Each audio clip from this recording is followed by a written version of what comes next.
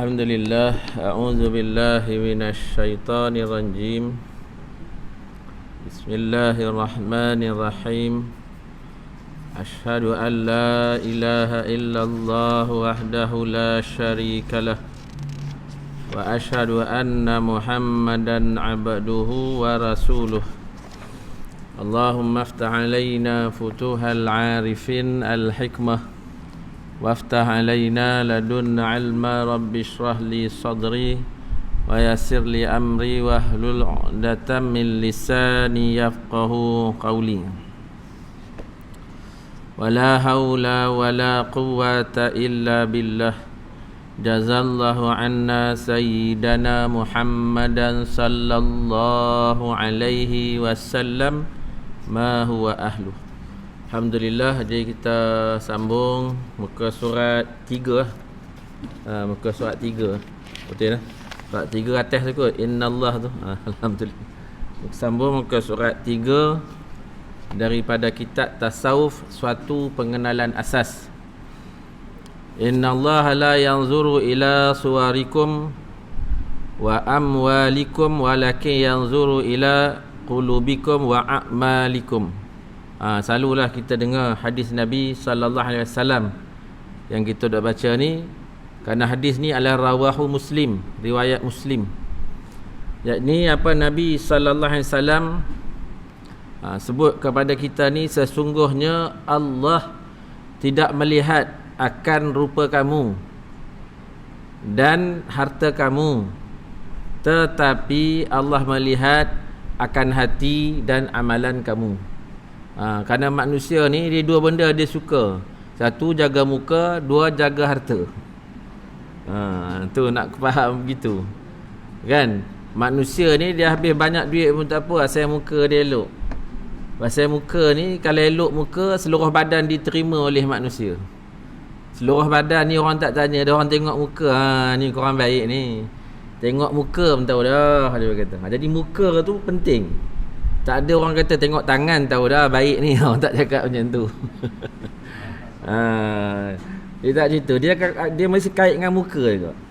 Siapa tengok muka, seronok tengok muka dia. Manis muka dia. Contohnya kan. Ramah orangnya. Dia ramah tu di mana? Di muka juga. Jadi manusia suka pada rupa, kepada muka. Maka ramailah yang menjaga muka semata. Maka dia menjaga hal lahiriah sahaja. Dia sanggup berhabis-habisan kerana nak jaga perkara yang luar. Habislah duitnya, masanya, tenaganya, hatta boleh jadi buah fikirannya kerana nak menjaga hal-hal yang di luar. Tu terbit orang-orang yang tak kenal Allah ni, maka dia buatlah plastik surgery. Dulu lebar muka, sekarang dah tiroi muka. Dulu hidung pesek, sekarang hidung dah tinggi. Elok mancung lah. Dulu kulitnya tak sangka kulit, sekarang macam tak percaya ini dia lah. Tu makna bukan sikit belanja tu kan. Satunya pada kita hukumnya haram. Pada kita orang beriman hukumnya haram. Ni amalan orang kafir je lah. Tak usah kita duk tiru, bukan-bukan.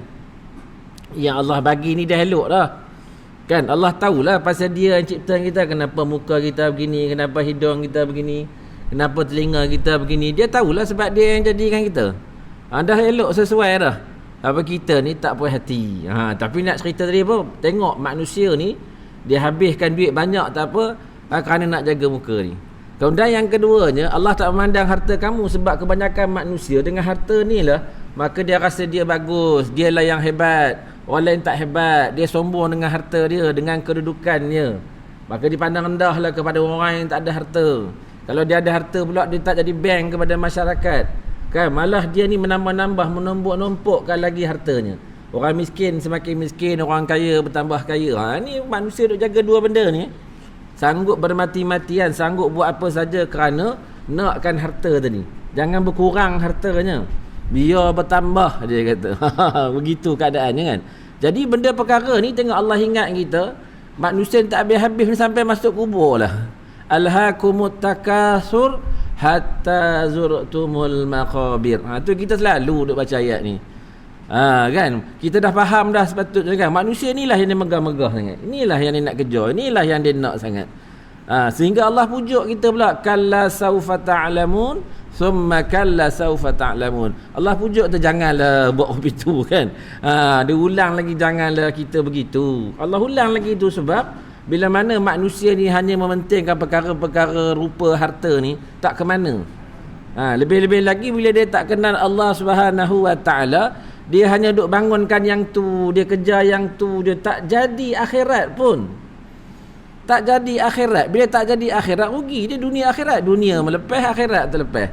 Tapi kalau dia jadikan harta benda yang dia ada itu sebagai alat untuk akhirat, untunglah dia. Di dunia untung. Sebab apa dunia untung? Orang pun sayang kat dia. Cukup masa keluar zakat, dia keluar zakat. Kan, pada orang yang memerlukan, dia bagi. Kan, perlu sumbangan, dia bagi sumbangan. Orang pun sayang kat dia. Maka orang sayang kat dia. Jadi di akhirat besok, dapat pula redha Allah Subhanahu taala. Dan manusia ni, hamba-hamba Allah Ta'ala ni, bila dapat redha Allah Ta'ala, Allah bagi dia syurga. Amin. Tu nak cerita tadi tu, innallaha la yanzuru ila suwarikum. Tu maknanya bukanlah Allah nak memandang kepada rupa kita semata. Bukan tak pandang, pandanglah. Pada amalan lahir ni kena pandang. Macam kita ni yang duk sembahyang, duk mengaji kan, adalah pandangan Allah. Tetapi pandangan Allah yang utamanya apa? Iaitu pada qulubikum, kepada hati kita sekalian. Wa a'malikum. Kan, maknanya Allah kata apa? Iaitu Allah melihat akan hati dan amalan kamu. Tengok hati kita, tengok amalan kita. Amal kita tu jadi amal soleh ke macam mana? Hati kita tu jadi hati yang kotor ke, hati yang bersih ke? Kerana hati yang bersih itu satu tuntutan. Qad aflaha man zakkaha wa qad qaba man dassaha. Maka beruntunglah orang yang menyucikan hatinya. Nampak tu? Jadi kalau orang yang menyucikan hatinya, dia untunglah. Tu Allah nak tengok hati yang macam tu. Sebab bila dia bersihkan hati, barulah dapat kepada dia hidayah, taufik, kenal Allah, takut Allah, rindu Allah, malu kepada Allah, rasa diawasi oleh Allah Ta'ala. Barulah Allah Maha Besar yang selalu dia sebut tu, Allahu Akbar, baru dia dapat rasa kebesaran Allah. Selama ni dia sebut je Allahu Akbar, Allahu Akbar, tapi tak rasa kebesaran Allah. Bila tak rasa kebesaran Allah Ta'ala, maka masuklah kebesaran dunia. Bila masuk kebesaran dunia, maka payah dia nak ingat Allah. Pasal hati tu asyik ingat kepada dunia. Kerana hati tu asyik cinta kepada dunia. Susahlah dia nak lepaskan dunia. Tapi kalau adalah hati itu dah masuk kebesaran Allah Ta'ala, datanglah dunia besar mana pun, datanglah dunia cantik macam mana pun, senang je dia lepaskan. Tak ada masalah. Bila ada keperluan dia lepaskan. Bila ada tuntutan untuk sampai kepada dia, untuk taat kepada Allah, perkara-perkara dunia dia tinggalkannya. Tak ada masalah apa. Kan, seperti mana tengok Sayyidina Abdul Rahman bin Auf, tak tertiru kita. Tak tertiru. Pasal dia tinggalkan semua harta benda dia di Mekah. Kan, semata-mata nak hijrah ikut Nabi SAW. Ni contoh paling tinggi dah kalau kita nak ambil kan. Kita tak akan dapat buat macam tu. Tapi cukuplah kalau sekadar kita ni tidaklah ditipu oleh dunia sehingga kita tak dapat datang kepada Allah. Maksud tak dapat datang kepada Allah ni apa? Tak dapat dia nak tunaikan solat, tak dapat dia nak lepaskan kefarduan mengaji ke atas dia, tak dapat dia nak bersilaturahim, tak dapat dia nak berdakwah dan sebagainya. Kerana dunia kalau halang habislah. Jadi nak cerita tadi apa? Allah melihat kepada apa? Allah melihat kepada hati, akan hati dan amalan kita. Jadi kalau cantik rupa pun, tu dia simple balik tu. Kalau cantik rupa kita pun tapi hati kita buruk, tak jadi. Sebab tu orang kita lah kan, orang tua-tua selalu dia sebut macam mana, rupa tak apa, rasakan hatinya baik. Kan, sangat selalu kita dengar begitu kan. Rupanya tak usah lah ni heran sangat. Rupa tu lebih kurang tak apa, rasakan hati tu mau cantik, mau elok katanya. Kalau hati tu elok, rupa tak elok pun jadi elok. Tapi kalau muka lawa katanya, mukanya elok, hatinya busuk, tak ada benda kata kan. Jadi orang tua dia kecaman dia tu dah betul dah. Kan, dia tengok kepada hati. Jadi kita nak apa? Rupa cantik, hati pun cantik. Itu yang terbaik sekali kan. Dia pun ada dunia dalam masa yang lama. Dunia tu menjadikan dia, membuat dapat dia beramal. Atau dengan kata lain, dunia tu dapat dijadikan ibadah, dapat jadi amal soleh. Tak ada masalah lah. Tapi kata kalau orang tu rupa tak ada, contoh, harta pun tak ada, tak apa, tak ada masalah. Yang penting hati dia. Tengok Sayyidina Bilal bin Rabah, rupa tak ada lah. Kalau kita baca sejarah tu, maknanya kita faham tak ada rupa lah. Tak ada rupa tu tak macam orang lain lah. Kalau orang tengok tu, mungkin orang akan bercerita lah pasal dia tu. Dengan keadaan rambutnya, dengan tubuh badannya, dengan kulit, macam-macam lah orang cerita. Kan? Tapi Allah tak pandang itu. Allah pandang apa? Allah pandang ni apa dia punya hati dia. Inna akramakum indallahi atqakum. Jadi Allah bagi jawapan kat kita, sesungguhnya orang yang paling mulia di sisi Allah itu siapa dia? Indallahi atqakum, orang yang paling bertakwa. Jadi orang bertakwa cerita di mana? Cerita di muka ke tak? Cerita di harta ke tak? Cerita di hati. Cerita di hati ni. Bila hati dia bertakwa, rupa cantik tu pun dia akan jadi ibadah. Nampak tu? Bila hati bertakwa, harta yang banyak tu pun jadi ibadah. Dia kat mana pun kira-kira faham bahasa kita, hati okey, semua okey lah. Kan? Hati okey, semua okey. Tapi kalau hati tak okey, semua KO terus. Hati KO terus. Jadi pentinglah, maknanya kita menjaga hati. Kemudian nak faham lagi satu ialah, bila kata jaga hati pula, bukan bermakna mengabaikan pula hal lahiriah. Jadi comot je contohnya kan. Comot je kamu ni. Yang penting hati kita tak comot. Tak boleh cakap macam tu. Kan? Lepas tu kalau orang kata pergilah bekerja ke, cari harta ke, kan, buatlah mana-mana yang baik dunia supaya jadi akhirat. Tak payah, yang penting hati kita yang jaga. Tak betul macam tu. Maknanya kita dituntut untuk menjaga yang zahir. Kan, untuk menjaga yang zahir tu dituntut, tetapi antara perkara zahir dengan perkara yang batiniah atau rohaniah.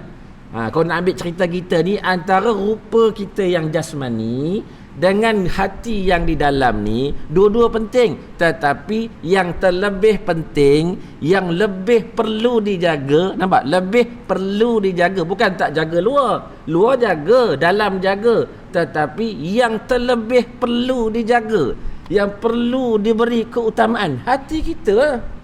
Sebab kalau tak jaga, dia jadi apa? Rugi. Wa qad qaba man dassaha, maka rugi orang tak jaga hati dia, orang tak bersihkan hati dia. Kan? Hatta selalu kita duk baca ayat ni kan, yauma yanfa'u malun wala banun illa man atallahi biqalbin salim. Pada hari kebangkitan nanti, pada hari kiamat nanti, tak berguna lagi dah harta benda dan anak pinak kamu, melainkan mereka yang balik kepada Allah bawa hati yang selamat. Nampak? Hati yang selamat. Mana hati itulah penting. Saya nak masuk lagi sikit ni. Sebab kan dia orang salah faham kan. Sebab tu kita selalu dengar orang cakap macam ni, saya tak semayang pun tak kisah, hati saya baik. Tak betul lah macam tu. Ingat kamu semayang tu baik, aku tak semayang, berarti aku baik. Tak boleh cakap begitu. Pada zahirnya orang semayang tu dah baik dah. Masalah hati dia baik tak baik, mana kita nak siasat. Hati tak boleh siasat. Kan ini pengetahuan dalam pengetahuan Allah. Innahu ya'lamul jahra wa ma yakhfa. Allah yang tahu segala yang jasmani, yang lahir dan yang sembunyi. Allah yang tahu. Mana kita tahu? Kita tak tahu. Jadi kita tengok macam mana? Kita tengok bila orang tu beramal, baik dah orang tu. Sudahlah. Jangan kita tanya lagi, dia tu nampak je semayang, hatinya belum tentu lagi. Macam mana kita tahu? Kita tak tahu. Kita tengok yang lahir sahaja. Jadi tak boleh orang tu kata begini, saya walaupun tak semayang, hati saya baik. Saya walaupun tak tutup aurat, hati saya baik. Saya walaupun mencuri, hati saya baik. Tak kena tu. Kenapa boleh cakap begitu? Sebab dia tak mengaji. Maka dia salah faham. Dia salah faham. Hati yang baik, insya-Allah dia akan sembahyang. Hati yang baik, dia akan tutup aurat. Hati yang baik, dia tak akan mencuri lah. Kan?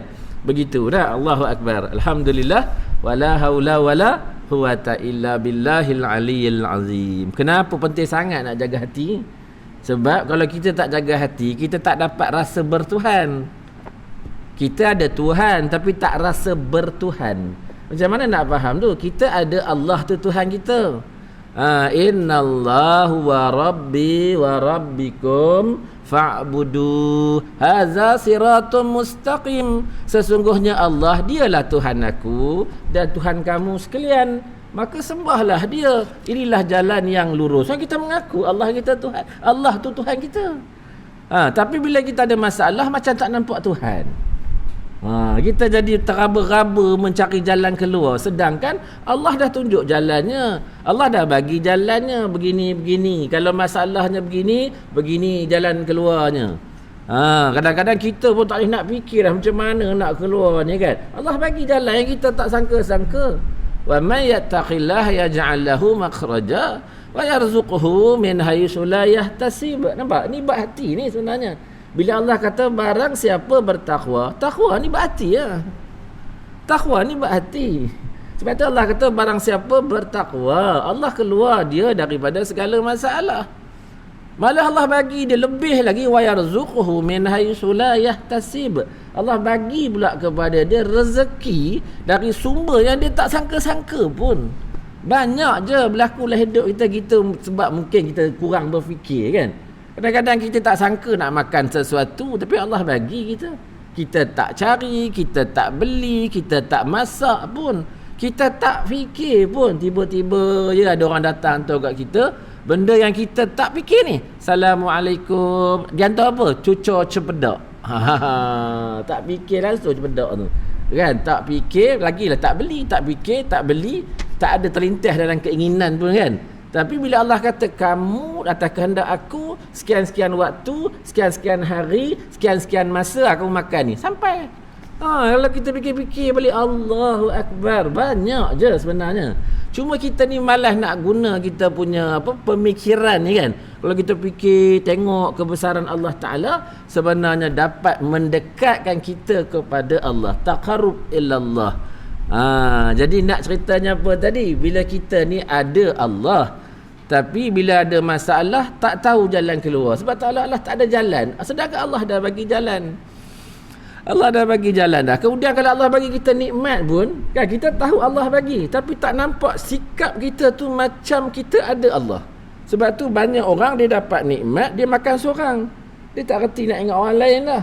Kadang-kadang orang minta pun dia kata cari sendiri ya. Dia kata ingat senang ke aku nak cari. Dia kira dia tak senang.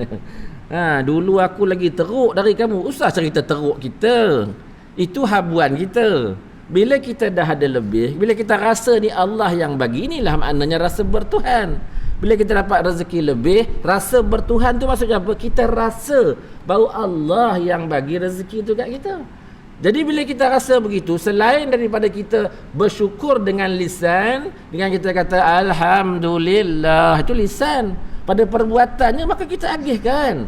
Bukan nak bagi semua pun, kita ambil bahagian kita. Ada lagi kita bagi ke orang kan, kita pun dapat, orang lain pun dapat, anak beranak kita pun dapat. Semua pakat merasa ya Allah, ini tanda bersyukur dan dia ada rasa bertuhan. Tapi bila dia kata Allah Tuhan, dan dia kata Allah bagi rezeki tu kat dia, yang dimaksudkan tak ada rasa bertuhan ni, dia tak nampak benda-benda macam tu. Dia kalau dia bagi pun rugilah bagi, kita habis, dia kira macam tu. Kalau dia sedar bahawa rezeki tu Allah bagi, apa yang dia takut? Dia tak perlu takut pun kan, nanti Allah ganti lagi. Malah Allah janji, kamu keluar 1, aku bagi 10, kamu keluar 10, aku bagi 100, kamu keluar 100, aku bagi 1000, kamu keluar 1000, aku bagi 10,000. Cuma kita ni pasal congok akal kita, memanglah payah. Kita faham bila 10 kata dapat 50, tak ada pun, kita faham macam tu. Sedangkan nilai tu sebenarnya yang lebih lagi Allah ganti dalam bentuk yang lain. Kadang-kadang kita keluar jumlah dengan duit, tapi Allah ganti dengan persahabatan. Nampak? Nilai persahabatan yang tidak boleh dinilai dengan duit. Ada orang tu sangat caring lah, sangat dia take care betul lah, dia ambil peduli betul lah tentang kita. Kita tak perasan sebenarnya atas kebaikan kita pernah keluar duit kepada orang, Allah bagi balik kepada kita tu dalam bentuk lain. Kita tak tahu, tak sedar. Kadang-kadang mungkin kita ni ada masalah di mana-mana kan, dalam ada masalah tu datang je pertolongan-pertolongan yang kita tak sangka. Kita tak nampak nak kaitkan dengan apa yang kita belanja. Sebab kita faham, aku keluar 10 tak dapat pun 50, tak dapat pun 100. Dia faham macam tu. Dia faham rezeki kita macam tak, dia tak semestinya macam tu. Dia datang dalam bentuk yang yang lain. Ini makna kalau orang dia dapat rasa bertuhan dan rasa kehambaan, Masya Allah, nak duduk di mana tu? Duduk di hati. Sebab tu untung orang yang bersihkan hati. Tu panjang tu nak cerita kan, tapi bolehlah sikit-sikit. Jadi kita tengok bawah sana pula, berkata ulama tasawuf. Tu penting ada kitab tu kan. Bila ada kitab, insya-Allah dah, yang tak ada nanti dia akan ada. Insya-Allah. Nanti kita kena cari juga lah. Pasal senang kita tengok kan kat mana saya baca tu. Yang saya sebut tu itu huraian yang atas tu. Ni baru saya bagi kat bawah tu kan. Jadi apa pula kata ulama tasawuf? Kata ulama tasawuf, biarlah sedikit amalan beserta takut akan Allah. Sikit tu tak apa. Bila kata sikit tak apa, bukan suruh buat sikit. Tu kita memang kena berguru kan. Kita kena mengaji. Kalau tak kita salah faham. Bila kita baca sendiri tengok dalam kitab kata sikit pun tak apa. Asalkan takut, bukan suruh buat sikit. Ceritanya suruh buat banyak, tapi kalau tak dapat banyak, sikit pun tak apa. Kan? Kita ni bahasa ni penting. Orang tak cakap kamu buat banyak lah, tak dapat buat banyak, buat sikit. Orang tak cakap macam tu. Selalu orang cakap sikit pun tak apa. Dia dah bagi jawapan bahawa sebenarnya banyak tu lagi bagus. Kan? Banyak tu lagi bagus. Kan? Macam anak-anak bila balik, alamak banyak ni je saya boleh bagi kan. Contoh anak nak bagi duit poket kat kita, dia kata banyak ni je yang saya ada. Tak apa, kamu balik tu dah bagus dah kan. Jadi kalau orang faham bahasa mak dia, kalau ada bagi lagi bagus lah. Tapi kalau tak bagi tak apa, kamu balik tu dah bagus dah. Tapi kalau dia tak faham, memang dia ada pun dia tak bagi. Lepas tu adik-beradik dia pula kata, kamu tak bagi apa-apa ke kat mak ayah tu? Mak kata hari tu balik pun cukup dah. Ni mana dia tak cukup sampai akal dia ke situ. Sebab tu tak kena faham. Jadi begitu juga bila kata biar sedikit amalan. Anda faham bab sudut bahasa ni kan. Balik tadi, jadi sedikit tak apalah. Sedikit pun tak apa. Kalau boleh banyak, tapi sedikit pun tak apa. Tapi sedikit itu yang kata tak apa beserta dengan takut kepada Allah. Kalau nak pusing ayat tu maksudnya daripada banyak tak takut buat apa? Kan? Jadi bila dia banyak beramal tak takut kepada Allah Ta'ala, dia lagi banyak beramal, lagi jauh. Macam mana lagi jauh dari Allah, maka dia lagi sombong, dia lagi ujub, dia lagi riak. Ni jadi berat kan. Tapi dia orang sembahyang, dia orang datang pengajian, dia orang yang selalu baca Quran. Kenapa jadi macam tu? Sebab dia tak betulkan perjalanan hati dia. Nanti tak jadi, dia tak dapat. Tapi ada orang tu amalan dia sedikit je. Kita tengok dia sembahyang maghrib je, sembahyang sunat pun tak buat kan. Dia jaga yang fardu-fardu sahaja. Solat fardu maghrib dia buat, solat fardu isyak, subuh, zuhur, asar semua dia buat kan. Tapi kita perhati dia solat sunat pun tak buat. Tetapi kita nampak dia ni kan, akhlaknya, tawaduknya, kan, dia punya kasih sayangnya, senang bermaafan, nampak dia punya ramah mesra. Kalau kita fikir balik, dia ni sikit je amalnya, kan. Tapi dia sikit, tapi beserta dengan takut kepada Allah Ta'ala. Tu sebab apa takut ni? Sebab dia faham, dia sedar bahawa dia boleh beramal, Allah yang bagi. Kalau Allah tak menganugerahkan kita di waktu dan di saat ini, di ketika ini, kalau Allah tak pilih kita, Allah tak anugerah kita boleh duduk mengingati dia, tak dapat. Tak dapat. Ini bukan cerita kosong ni, memang kita tak dapat. Tapi Allah nak kita, dia pilih kita. Bila kita dapat faham, kita boleh duduk malam ni, contoh ni sekarang ni, Allah bagi, kita rasa macam mana? Malu tak dengan Allah? Rasa malu lah. Sebab dia bagi kita. Dia bagi kita. Bukan dia bagi sekali lah tu, sekali lagi dia bagi isyak, besok dia bagi subuh, kan, dia bagi kita sedekah, dia bagi kita beramal. Kan, macam kita lah, kalau orang selalu bagi, kita rasa macam mana? Aduh, segan tak? Segan kan? Itu segan. Itu nak faham lah, nak contoh. Ini Allah yang memang dia punya semua kan, lillahi ma fis samawati wa ma fil ard, ni semua dia punya kan, semua dia punya, tak ada satu pun yang kita punya. Jadi dia bagi kat kita tu, kita kena rasa bila dia bagi kita boleh beribadah, baru datang rasa malu dan akan datang rasa takut. Macam mana nak dapat malu dan takut ni? Itu sebab balik kepada tadi, hulubikum wa a'malikum tadi. Nampak tu sebab pentingnya hati. Dan penting kita betulkan hati kita. Qad aflaha man zakkaha tadi. Pasal kalau kita tak bersihkan hati kita, tak dapat rasa ni, tak dapat. Sebab dia akan jatuh kepada hati. Dia tak jatuh kepada akal. Kalau jatuh pada akal dia, kita tahu, pandai cakap. Tahu tapi tak boleh buat lagi. Tahu tapi tak ada rasa lagi. Nampak di situ dia punya perbezaan tadi kan. Jadi penting sangatlah. Maknanya kata ulama tasawuf ni, dia umum, dia sebut tu umum. Sepakatlah tu bila dia kata berkata ulama tasawuf tu, dia kata biarlah sedikit amalan berserta takut akan Allah. Kerana itu, nampak baru disebut, lebih baik daripada banyak amalan tetapi tiada rasa takut akan Allah. Dia tak takut Allah kan. Bismillahirrahmanirrahim. Sebab tu dia berani sombong. Kalau dia takut kepada Allah, dia tak sombong. Pasal apa dia nak sombong? Sebab selalu orang sombong dia rasa megah lah. Kan? Sebab tu Allah je yang boleh ada sikap tu, sifat tu mutakabbir, sombong. Sebab apa? Sebab ni semua dia punya. Tiba-tiba bila kita ada sifat sombong, kita rasa macam apa? Macam kita punya. Padahal kita tak ada mempunyai apa-apa, malah tidak memiliki apa-apa. Tak ada. Tak ada apa pun. Macam mana nak sombong? Maknanya orang yang boleh sombong ni, makna hati dia tak sampai lagi lah kepada Allah. Kalau sampai dia tak sombong. Hatta bila dia berbuat pun, kalau orang puji pun dia kata apa? La haula wala quwata illa billah. Tidak ada daya dan kekuatan melainkan dengan kekuatan Allah. Dengan kudrah Allah. Kalau Allah tak bagi saya ni, saya tak ada saya ni. Tapi Mika ni lebih bagus dari saya. Contoh orang cakap kan. Tu ada jawab apa pula? Setiap orang ada Allah bagi lebihnya. Saya Allah bagi lebih kot ni. Kamu Allah bagi lebih kot lain. Terdiam juga orang tu, baru dia fikir balik. Setengah orang dia lebih bersedekah, setengah orang lebih baca Quran, setengah orang lebih dari sudut buat amalan sunat, solat sunat ke, puasa sunat. Tapi kadang-kadang ada orang dia boleh puasa sunat, dia tengok orang tak puasa sunat, dia kata tak puasa lah. Dia cara dia tanya tu macam dia bagus lah tu kan. Tak puasa lah. Jangan cakap macam tu. Dia tak puasa sunat, tapi dia belanja orang puasa sunat makan. Dia ada kebaikan dia. Sebab tu kadang-kadang kalau orang ni dia mengalah lah. Kawan dia kata kat dia, hang tak puasa sunat lah. Saya ni belanja orang puasa sunat makan je lah.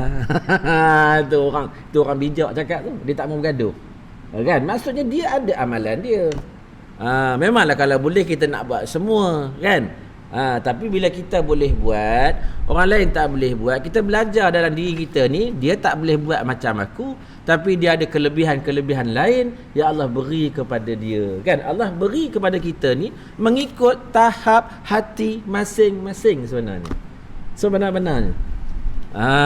Okey, kita bagi contoh. Kita bila kita ada pelajar kan, ataupun kita ada anak buah, atau kita dalam rumah tangga kita dengan anak-anak kita, tak kiralah kedudukan macam mana, yang kita nak bagi selalu tu, sama ada pada anak-anak kita, pada anak murid kita, ada anak buah kita ke, pada pekerja kita, apa-apalah situasi, biasanya kita tengok apa? Prestasi masing-masing lah.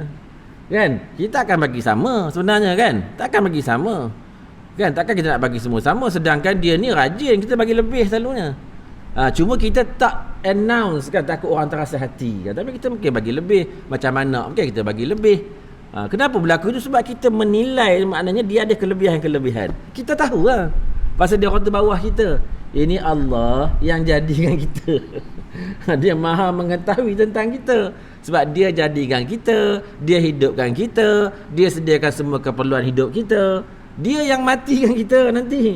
Nanti kita dibangkit pun dia hidupkan juga. Semua atas dia. Wa huwa ala kulli syai'in qadir. Bukankah dia tu maha berkuasa atas setiap sesuatu? Allahu Akbar. Jadi dia tahulah dia nak bagi banyak mana dan apa yang sesuai dengan kita. Termasuklah amalan yang baik-baik pun dia bagi mengikut kesesuaian masing-masing. Tengok setengah orang kan, dia rajin, tenaga kerat dia kan. Bila kita tengok-tengok balik, dia memang kuat orangnya. Masalah dia ni suruh panjat pokok kelapa, boleh. Kamu pergi ke sungai, boleh pula. Kita tengok, aku tak larat macam ni. Memanglah tak larat, sebab Allah tak bagi kederat macam dia tu pada kita. Tapi kita ni pula kalau mesyuarat ada je buah fikiran kita kan. Dia pula tak erti, dia diam. Pasal maksudnya Allah bagi pula pada kawan ni buah fikiran dia banyak. Ada seorang kawan tu pula, kau mau mesyuarat je lah biar aku masak katanya. Pasal dia kalau mesyuarat pun nganga ya, tidur. Menguap. Biar aku pergi masak. Habis mesyuarat ya aku makan, aku masak. Pasal dia punya kelebihannya tu. Nampak Allah bagi kebaikan tu pun tak sama. Jadi kita kena rasa bahawa itu adalah daripada Allah SWT, maka sombong ke? Nak sombong ke? Tak sombong. Apa nak sombong lagi? Allah yang punya. Apa nak ujub lagi? Apa nak rasa hebat? Sebab Allah yang bagi pun tak ada rasa hebat. Apa nak riak pun, apa nak tunjuk-tunjuk? Sebab memang Allah bagi kat kita. Allah bagi kita boleh buat baik itu pun dah Allah. Alhamdulillah. Dia pilih kita duduk dalam kebaikan ni pun kira dah rezeki yang besar dah. Kemudian lebih baik orang yang berasa berdosa dan bersalah dengan Allah daripada orang yang banyak amalannya tetapi tidak berasa berdosa pada Allah, bahkan berasa tenang dengan amalan itu. Nampak tu. Jadi ada orang yang dia selalu rasa berdosa dan bersalah, kan? Dia tak buat kebaikan, dia rasa salah. Allahu Akbar, ampunkanlah aku. Macam tu. Ini lebih baik daripada orang yang dia banyak amal tak pernah rasa berdosa. Dan dia rasa selamat sebab hari ni aku dah semayang dah. Dia selamat dah. Dia rasa dia bergerak, dia bersandar kepada sembahyang dia. Kita tak bersandar dengan sembahyang. Kita menunaikan sembahyang, kita menunaikan solat, tapi kita bergantung kepada Allah. Bukan pada amalan. Amalan ni jalan saja untuk mendapat redha Allah Subhanahu Wa Taala. Tapi kalau ada orang dia rasa selamat, mana ni yang bahaya, dia tak rasa berdosa. Dia rasa dia dah, aku ni bila-bila masa mati tak apa dah. Hari-hari aku semayang, dia kata. Dia faham macam tu. Tak kena cakap macam tu, tak betul. Ada orang dia lemah amalan dia kan, tetapi Allahu Akbar, orang lain semua bagus-bagus. Aku ni ya Allah sikit sangatlah amalan, dosa pun banyak. Nampak? Jadi kesimpulannya nak rasa macam mana? Kita kena sentiasa rasa berdosa. Kenapa kena rasa berdosa? Sebab itu memang sifat hamba. Hamba ni dia mesti rasa berdosa walau sehebat mana pun amalan dia. Sebab tu kaedah dia tak rasa berdosa itu dosa yang tidak disedari. Saya ulang balik tak rasa berdosa itu dosa yang tak disedari. Tak rasa dosa tu dosa punya kan. Jadi macam tu kita nak faham. Saya ulang balik lagi sekali. Kenapa nak rasa macam tu? Kerana rasa berdosa itu ialah sifat kepada hamba. Jadi kalau tak rasa bersalah ni bukan hamba. Itu kaedah dia kan. Jadi macam mana bagus amalan kita, dah haji dah, umrah banyak kali dah, zakat dah keluar kalau dia layak lah kan. Puasa bukan setakat puasa Ramadan, puasa sunat dia buat lah, semua amalan dia buat. Dan dia rasa ya Allah, ampunilah segala dosa-dosa, kesalahan, kesilapan dalam aku beramal. Macam tu kan. Dalam dia beramal tu dia minta ampun dengan Allah SWT. Logik ni memang ada lah kan, kalau kita ukur dengan akal. Sebab tu bila kita habis semayang, apa kita baca? Astaghfirullahalazim. Kita minta ampun dengan Allah. Padahal baru je kita ni semayang. Ni amalan terbaik ni. Bagi salam, astaghfirullahalazim. Maknanya kita minta ampun dengan Allah atas kesalahan, kesilapan, kelalaian, tak khusyuk kita sewaktu solat tu sebenarnya. Dengan rasa begitulah insya-Allah, mudah-mudahan Allah akan menerima kita. Amin insya-Allah. Habis gitu. Inilah intipati ihsan. Tu yang kita duk kupas panjang tu, itu nak faham ihsan. Bila mana dia boleh dapat rasa macam ni, bila dia melihat, dia beribadah tu seolah-olah melihat kepada Allah. Kan seolah-olah. Kalau dia tak dapat sampai tahap macam tu, dia rasalah dia dilihat oleh Allah Subhanahu Wa Taala. Baru dia selamat. Ini pasal orang ni kalau duduk seorang-seorang tak rasalah Allah tu ada kat dia, tak ada dah. Dia rasa Allah tu ada pada dia tu sebab dia duduk dalam surau, dalam masjid, suatu pengajian kan. Bila dia duduk tempat lain dia tak rasa dah. Jadi hati dia pun lalai. Hati dia lalai. Mana dia tak boleh nak kait dah kehidupan dengan Allah SWT. Mana dia seolah-olah dah terputus. Tu yang bahaya tu. Sedangkan kita perlu sentiasa menghubung, kaitkan hati kita ni dengan Allah, supaya di mana sahaja kita ni balik kepada Allah nanti. Sebab 3 soalan kan kita selalu duk ulang tu, bila, di mana, bagaimana, tak tahu. Bila kita akan mati, di mana akan mati, bagaimana mati, tak tahu. Ini rahsia Allah Subhanahu Wa Ta'ala. Tapi kita yakin semua orang pergi, sebab kullun nafsin za'iqatul maut. Setiap yang bernyawa dia akan mati. Jadi dalam keadaan kita faham macam tu, kita kena sentiasa jaga hati kita dengan Allah, supaya di mana-mana pun tak ada masalah. Dalam keadaan kita sentiasa ingat kepada Allah. Apatah lagi lah kan, dapat meninggal dalam keadaan kita sedang beramal yang khusus. Waktu solat, waktu baca Quran, waktu kita dalam pengajian, itu lagi baik lah kan. InsyaAllah. Masa ada lagi ke? Ada lagi kan? Ada lagi kan masa kan? Dia tak bunyi. Boleh lah. Kemudiannya, merasakan seolah-olah kita melihat Allah SWT pemilik kepada seluruh alam ini. Yang kita sebut tadi lah. Bagaimana rasanya apabila kita berhadapan dengan raja atau pembesar negara di dunia ini? Oh, itu pun dah lain macam rasa. Kan? Kalau orang muda lah kan, dapat jumpa artis yang dia suka pun, histeria. Tak makan seminggu. Dia punya seronok je rasa macam tak percaya dia kata. Macam tak percaya dia kata. Tengok bukan ada apa-apa, orang menyanyi je.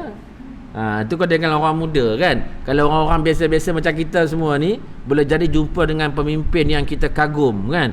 Semalam tu jumpa dia. Tahu jumpa kat mana? Tak sangka tahu. Dekat pasar malam ni. Humble betul lah dia. Kita nak cerita yang tu je. Pasal kita jumpa dengan orang yang kita rasa dia ada jasa. Kan? Dia ada jasa. Bayangkan manusia sama manusia, macam mana perasaan dia jumpa orang macam ni? Bayangkan Allah tak terbalas nikmat Allah bagi kat kita. Takkan kita ada sedikit perasaan pun kepada Allah Subhanahu Wa Ta'ala. Sedangkan kalau kita jumpa sultan, raja, pembesar dan siapa-siapa yang berkaitan pun, usah kata jumpa, dapat masuk istana dia pun beberapa bulan cerita tak habis. Bila sembang mesti kita akan buka cerita. Dulu 3 bulan lepas aku masuk istana Ubudiyah. Hanya jumpa sultan kan? Tak ada lah, tapi aku masuk. Dia tambah lagi, masuk pun kira dah best dah. Dia kata, nampak tu? Baru masuk tempat, baru masuk istana, belum lagi dia jumpa dengan tuan punya istana tu. Allahu Akbar. Jadi macam mana perasaan? Begitulah yang perlu kita usahakan. Kita usahakan supaya bila mana kita usahakan begitu, lambat laun kita ni sentiasa dalam keadaan tak putus hati kita mengingati Allah Subhanahu Wa Ta'ala. Dan kerana itulah sentiasa kita dapat berakhlak dengan Allah dan berakhlak sesama manusia. Jadi bila kita terbuat dosa, maka kita cepat kembali kepada Allah dengan bertaubat. Kalau kita ada buat kesalahan sama manusia, cepat kita minta maaf. Sebab kita duduk dalam keadaan ingat Allah. Kan? Tapi kalau kita lupa kepada Allah, kita buat dosa dah ni, tak ada rasa nak bertaubat pun. Kita buat salah dengan orang dah, nak minta maaf pun tak ada. Orang datang minta maaf pun kita tak nak maafkan. Punya dahsyat sekali, jahat sekali hati yang tidak dibangunkan sungguh-sungguh supaya diisi dengan ingatan kepada Allah Subhanahu Wa Ta'ala.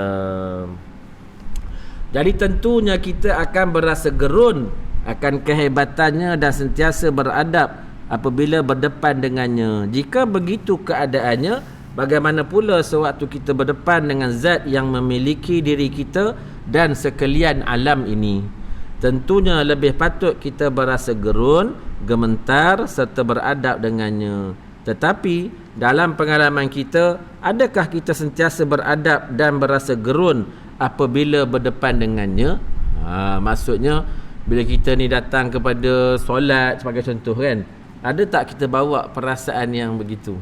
Sedangkan kita ni nak menyembah Allah ni. Perasaan macam mana tu ada tak? Ataupun mungkin dia jadi kebiasaan sahaja. Sebab tu sampailah hati kita ni terkesan itulah, maka kita kena usahakan. Tu kita mengajilah. InsyaAllah. Adakah hati kita sentiasa merasakan Allah itu melihat kita? Bahkan kita bukan sekadar merasakan Allah Subhanahu wa taala melihat, malah merasakan Allah mengetahui segala perkara yang bermain di akal dan hati kita. Macam kita sebut tadilah, innahu ya'lamul jahra wa ma yakhfa. Mana kita nak lari? Tak boleh lari. Semua dalam pengetahuan Allah Subhanahu wa taala. Jadi saya berhenti kat situ je lah. Kan senang berhenti tu pasal dia habis peringgan tu. Nanti ada rezeki kita sambung bulan depan lah, insya-Allah pada muka surat 4. Insya-Allah. Dia tak habis lagi lah ihsan ni. Tapi insya-Allah mudah-mudahan kerana berkat kita duk mengaji ni, Allah bagilah kita perasaan ataupun hati yang takut kepada Allah, yang cinta kepada Allah, yang rasa diawasi oleh Allah Subhanahu wa taala di mana sahaja kita berada, kan. Lebih-lebih lagi saya yang duk menyampaikan ni, mudah-mudahan Allah bagi juga kepada saya dan kepada kita semualah. Amin insya-Allah.